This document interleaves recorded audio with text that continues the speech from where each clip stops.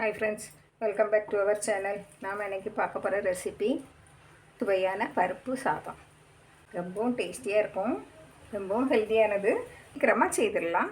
நீங்களும் இதை போல் ட்ரை பண்ணி பாருங்கள். நீங்கள் தேவையான பொருளும் எப்படி செய்யலான்னு பார்த்துருவோம். பருப்பு சாதம் எப்படி செய்யலான்னு பார்த்துருவோம். கடாயை அடுப்பில் வச்சு கொஞ்சமாக எண்ணெய் விடுங்க. உங்களுக்கு தேவையான அளவு எண்ணெய் விடுங்க. எண்ணெய் காஞ்சதும் கடுகு, கொஞ்சமாக உளுந்தம்பருப்பு, 2 காஞ்ச மிளகாய், பாருங்கள், ஒரு பச்சை மிளகாய், ஒரு 10 பல்லு பூண்டு நறுக்கி வச்சுருக்கேன், கருவேப்பிலை எல்லாம் போட்டு நல்லா கிளறி விடுங்க. நல்லா பொரிஞ்சு வரட்டு. பாருங்கள், நாங்கள் ஒரு சின்ன வெங்காயத்தில் மீடியம் சைஸ் வெங்காயத்தை கட் பண்ணி வச்சுருக்கேன். நீங்கள் சின்ன வெங்காயமும் கட் பண்ணி வச்சுக்கலாம். 10 பல்லு சின்ன வெங்காயமும் கட் பண்ணி வச்சுக்கலாம். எல்லாம் நல்லா வதங்கிட்டு நல்லா கண்ணாடி பதம் வந்த உடனே நல்லா வதங்கி வரட்டு. பெருங்காய பொடி நல்லா வதங்கி வரட்டு. கொஞ்சமாக மூடி வைங்க, அப்படின்னா நல்லா வதங்கிடும். ஒரு கப்பு அரிசி, 1/4 கப்பு துவரம்பருப்பும் எடுத்து ஊற போட்டு வச்சுருக்கேன். 20 நிமிஷம் ஆச்சு.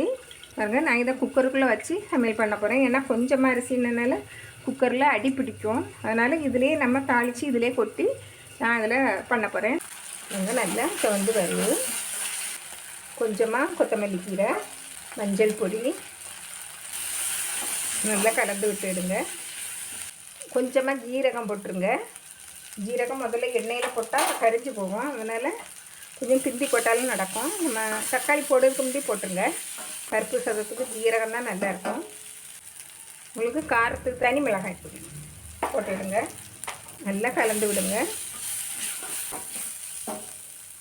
தண்ணியே நான் அதில் விடுவேன். ஏன்னா உப்பு கொஞ்சம் தூக்கலாக இருக்கணும். உப்பு காரம் எல்லாம் உங்களுக்கு தேவையான அளவு போட்டுவிடுங்க. பாருங்கள், இந்த அரிசி பருப்பு நான் ஊற வச்சோம் இல்லையா, அதுக்குள்ளேயே இதை தூக்கி விட்டுருங்க. பாருங்கள், அதுக்குள்ளேயே இருக்கட்டு.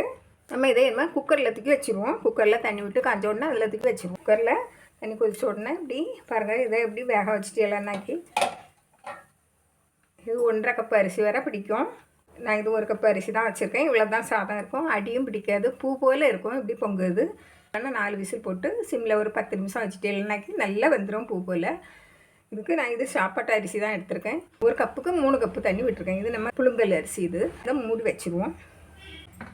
மூடி வச்சாச்சு. விசிலையும் போட்டுருவோம். அது இருந்துச்சு 3 விசில் வரைக்கும் நல்லா வரட்டு. அதுக்கு பிறகு சிம்மில் ஒரு 10 நிமிஷம் போட்டுருங்க. அதுக்கப்புறம் எடுத்து அந்த கேஸ் எல்லாம் ரிமூவ் ஆன பிறகு நீங்கள் எடுத்து சர்வ் பண்ணலாம். அழகாக பூ போல் இருக்கும். இப்படி வைக்கிது இப்படி இருக்குது பாருங்கள். நல்லா வெந்து போய் இருக்குது பாருங்கள். பூ போல் இருக்குது பாருங்கள். இது நல்ல சாப்பாட்டு அரிசி தான். ஏன்னா ஆறின உடனே நல்லா உருந்து வந்துடும். உருந்து போய் இதை விட்டு எடுத்துருவோம். பாருங்க, கொஞ்சமாக நெய் விடுங்க. கொஞ்சம் கொத்தமல்லி இலை போட்டு ஒரு கிளறி விட்டுட்டு இவ்வளோ பூ போல் இருக்குது. நீங்களும் இதை போல் செய்து பாருங்கள். பிடிச்சிருந்தால் லைக் பண்ணுங்கள், ஷேர் பண்ணுங்கள், கமெண்ட்ஸ் பண்ணுங்கள், மறக்காமல் சப்ஸ்கிரைப் பண்ணுங்கள். தேங்க்யூ.